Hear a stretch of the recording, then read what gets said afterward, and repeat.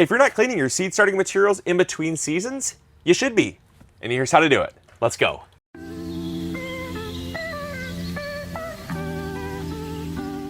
Now, when it comes to seed starting, this is probably one of the most common mistakes I see gardeners making. And the sad reality is that it's so preventable. It takes just a few minutes to do, and it can really reduce about 70% of the overall problems you have when seed starting. You know, if you've ever grown a seedling and had it grow up and fall over flat, that's called damping off. It's caused from a bacteria that lives in the soil, and it feeds on the young plant tissue of a seedling under the right conditions.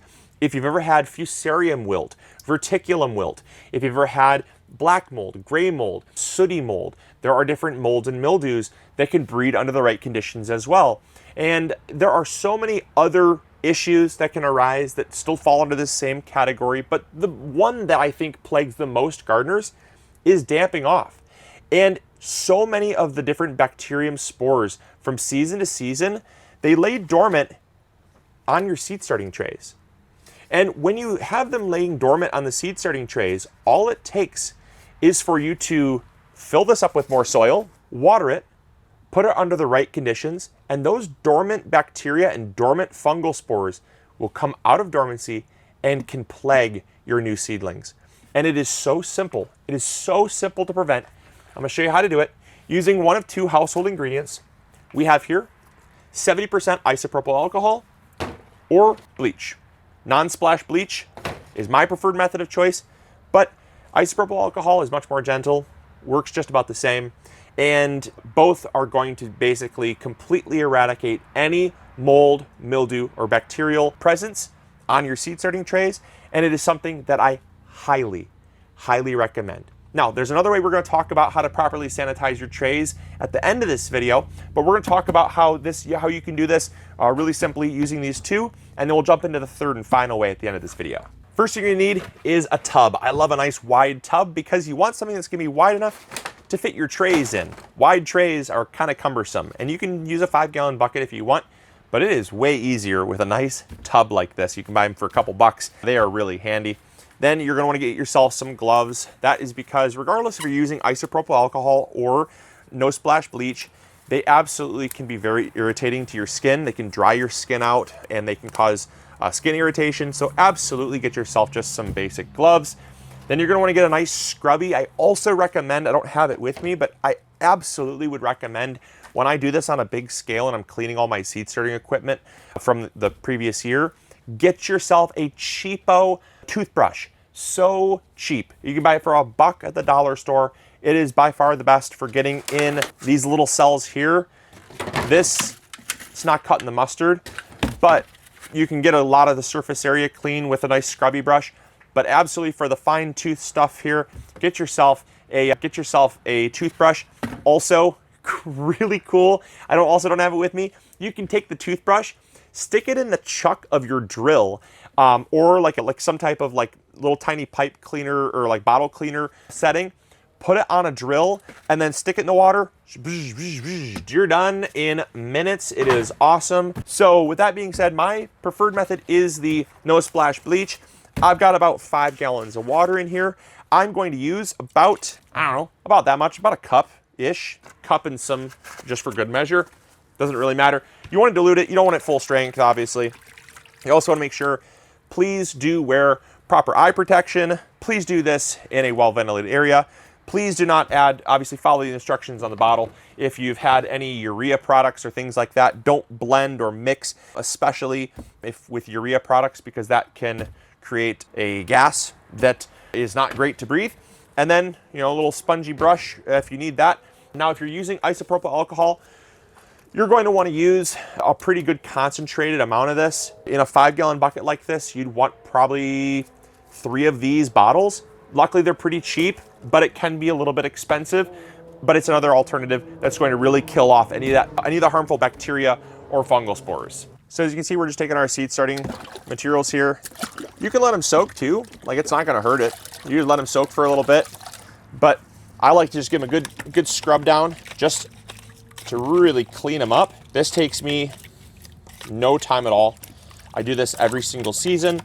I make a habit of it. Also, I want to stress the importance of eye protection. I mean, when this stuff splashes around. You got a nice scrubby brush in here, a nice bristly brush. It kind of does want to go everywhere, but that is all it takes.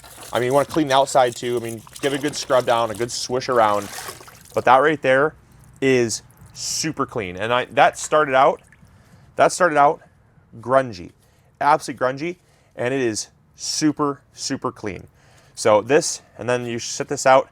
You can rinse it under some fresh water if you want. I just let them drip dry, and I've never had a problem personally. But you absolutely want to do this. It is so important to not only, like I said, killing those bacterial those bacterial colonies, but also killing off any mold or mildew spores. So important to do, and can really help to reduce your problems, especially surrounding things like blights, mildews, and damping off, which is caused from bacteria in the soil under damp conditions.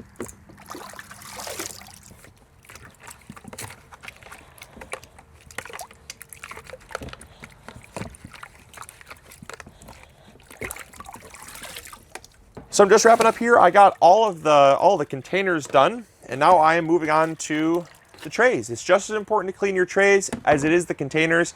Dirt and grime can coat these just like they coat the insides of your seed starting trays. The containers will have just as much bacteria and fungal spores as your trays do, so clean and sanitize everything, absolutely everything. It is super important to do that. It's just going to guarantee so much better results. And on top of that, personally for me, not only is it better results that you're going to get, but it just feels good to start fresh. It feels good to start fresh and not have a bunch of dirty stuff. And now this brings us to the third and final way to sanitize your trays. If you're not someone that wants to fill up a container with bleach water or isopropyl alcohol, I know you're going to ask, can I use soapy water? Soapy water just doesn't really cut it. In a lot of trials, it has been shown that soapy water just does not really have the killing power for some of these more resilient bacterium spores, resilient fungal spores. It just does not have, because isopropyl alcohol will completely rip away moisture from the bacteria and the fungal spores, really dehydrating them and drying them. Bleach is really, really acidic, and because of that, bleach can really help to swing the pH into a zone that is completely inhospitable for bacteria and fungal spores to survive. Soap, when diluted in water, it's good at removing dirt and grime and grease. It's not incredible at killing bacteria. That's typically done through hot water. And that does bring me to the third method that I absolutely love, and this has been a game changer for me, and that is using the dishwasher. You can use the dishwasher to sanitize your trays, but you can only use the dishwasher not with your standard conventional cheapo trays. You have to be using, and I've used the only company that I'm aware of, and that's Bootstrap Farmer. Bootstrap Farmer, we converted almost all of our seed starting equipment. I'd say like 99% of our stuff now is Bootstrap Farmer, for the simple sake that not only are they crazy rigid, but they are dishwasher safe. And so we can put them on the top rack of our dishwasher. The dishwasher will use high temperature to sanitize and sterilize our trays, get them nice and squeaky clean, so we don't have to sit out here and scrub them. Obviously, if you want to scrub them, you absolutely can. That's why I showed you those two methods first. But if you want something that is just set it in the top rack, turn it on a quick setting, go do other things, and come back and have completely sterilized seed trays, you want to use Bootstrap Farmer, because Bootstrap Farmer is dishwasher safe. And I swear by it. I've done it now for a solid year. We started using them last year. I put a bunch in my dishwasher, and after I pressed go and walked away and did other things, and I came back and they were completely clean and spotless and sanitized, I said, you know what? This is reason number 5,452 why we love Bootstrap Farmer and why I will never ever use anything else for my seed starting trays. But those are the three ways that you can sanitize and sterilize your seed starting equipment. If you want to get your hands on some Bootstrap Farmer, shameless plug, we do carry them over at MIgardener.com because we love them so much. But if you have conventional trays, like this is a conventional tray. This is a conventional tray right here. This is a propagation tray. Nothing wrong with it. Just not as high quality, a little more flexible, a little more prone to breaking, and definitely not dishwasher safe. But if you have any type of seed starting equipment whatsoever, you want to sterilize it. That's the point of this video. That's the main takeaway. So regardless of how you sterilize, you want to do so that you can have the best success possible when seed starting. And with that, I hope you all enjoyed. I hope you all learned something new. If you did, make sure to hit that like button. Subscribe if you haven't already. And as always, this is Luke from the MIgardener channel, reminding you to grow bigger. Take care. Bye. Hey, thank you so much for watching today's video. I really appreciate it. If you enjoyed, consider clicking this one. You'll probably enjoy it just as much. I want to thank you for your viewership, because without it, this channel would not be as amazing as it is. Also, if you haven't subscribed, consider subscribing. It's free, and we upload videos every Monday, Wednesday, or Friday. We also have vegetable seeds, fertilizer, or tools. If you need any of those, consider visiting MIgardener.com. Links will be in the description box below. We've got you covered. And as always, we'll see you all in the garden. Take care.